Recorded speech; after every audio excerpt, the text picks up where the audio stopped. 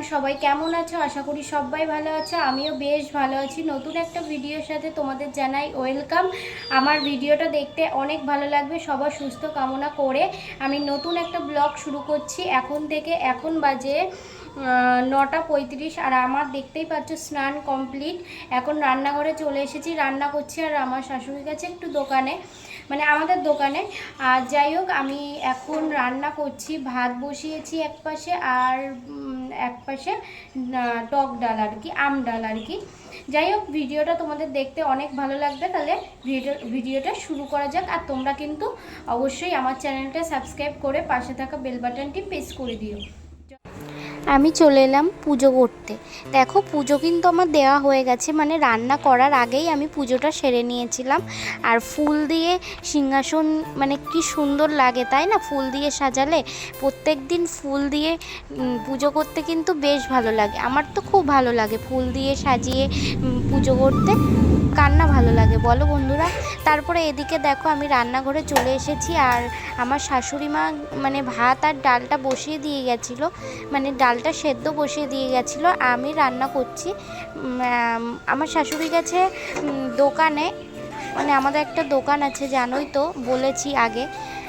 যাই হোক, আমি ডাল আর ভাত আর পটল ভাজা করব, তার জন্য পটলটা আমি কেটে নিয়েছি। আর এদিকে দেখো, কাঁঠালের বীজ ভাজা করব, তার জন্য আর কি এই যে তেলও বসিয়ে দিয়েছি, মানে তেলটা গরম হচ্ছে। তারপরে তেলটা গরম হয়ে গেছে, আর এদিকে আমি পটলটা ভেজে নিচ্ছি। আর একদিকে আমার ভাত বসানো ছিল, ভাতটাও হয়ে গেছে। দেখো, আমার সব কিছু রান্না হয়ে গেছে। আর কাঁঠালের বীজ ভাজা কে কে ভালোবাসো খেতে অবশ্যই কমেন্ট করে জানিও। তারপরে চলে এলাম ঘরে, তোমাদের দাদা ভাই আর আমি দুজনে একসাথে খেয়ে নিচ্ছি।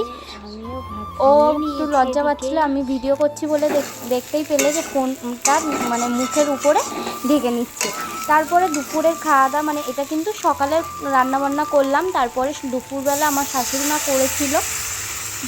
দুপুরের খাওয়া দাওয়া শেষ করে সন্ধ্যের দিকে আমি এই যে ঘুগনি করছি খাসির চর্বি দিয়ে। কার কার ভালো লাগে বলো অবশ্যই কিন্তু কমেন্ট করে জানিও, কার কার খাসির চর্বি দিয়ে ঘুগনি খেতে ভালোবাসো। আর রুটি, রাত্রের মেনু এটাই হবে। হ্যালো এভরিওয়ান, এখন বাজে সন্ধ্যে 8টা। আমরা যাচ্ছি মেলাতে। আর তোমাদের দাদাভাইয়ের সাথে আগের বছরও গিয়েছিলাম রথের মেলাতে, আর তোমার দাদাভাইয়ের সাথে গিয়েছিলাম, আগের বারও বাড়িতে ছিল। আর এবছরও তাই আমরা দুজন যাচ্ছি। তোমাদের দাদাভাই একটু শুয়ে আছে, একটু শরীর খারাপ, তার জন্য আর কি, তাও আমাকে নিয়ে যাচ্ছে। আর আমাকে কেমন লাগছে একটু কমেন্ট করে জানিও। চলো তাহলে যাওয়া যাক। এই যে আমরা মেলাতে চলে এসেছি, আর মেলার মধ্যে দেখো কত লোকজন, মানে এতটা ভিড় হয়েছিল। সোজা রথের মেলা, মানে মানে কি বলবো, মানে দাঁড়ানোর কোনো জায়গাই ছিল না, এতটা ভিড় ছিল। আর তারপরে তোমাদের দাদাভাইয়ের কটা বন্ধু দাঁড়িয়েছিল, তাদের সাথে একটু কথা বলছিল তোমাদের দাদাভাই। এদিকে আমি ভিডিও করেই যাচ্ছি। তোমাদের দাদাভাই মানে ওর সাথে অনেক দিন পরে দেখা হলো, তো ওই জন্য আর কি কথা বলছিল। তারপরে চলে এলাম এই যে শিব মন্দিরে, এই যে শিব মন্দিরে। আর এখানে দেখো রাধাকৃষ্ণ ঠাকুরের একটা কি বলবো ঠাকুর আছে, কত সুন্দর লাগছে তাই না?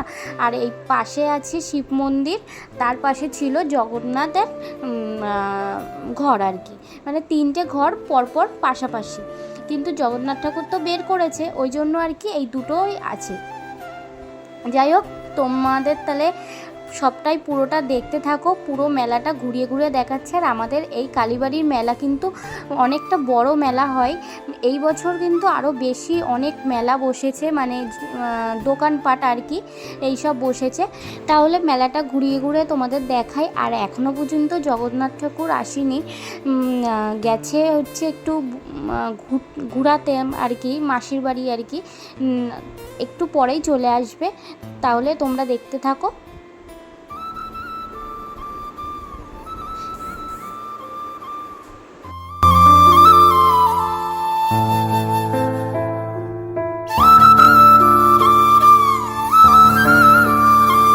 তোমাদের তো মেলা ঘুরিয়ে দেখালাম। আর এখন দেখো রথের গাড়ি চলে এসেছে মাসির বাড়ির থেকে ঘুরিয়ে নিয়ে।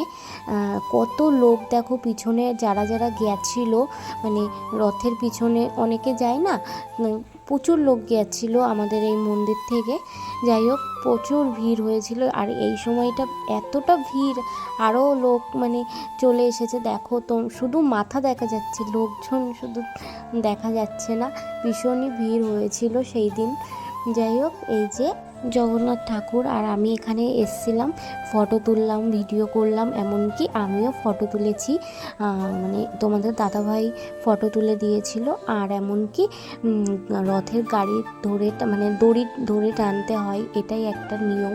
মানে অনেক 1 বছর পর রথযাত্রা আসে, দড়ি ধরে নাকি টানার একটা নিয়ম আর কি।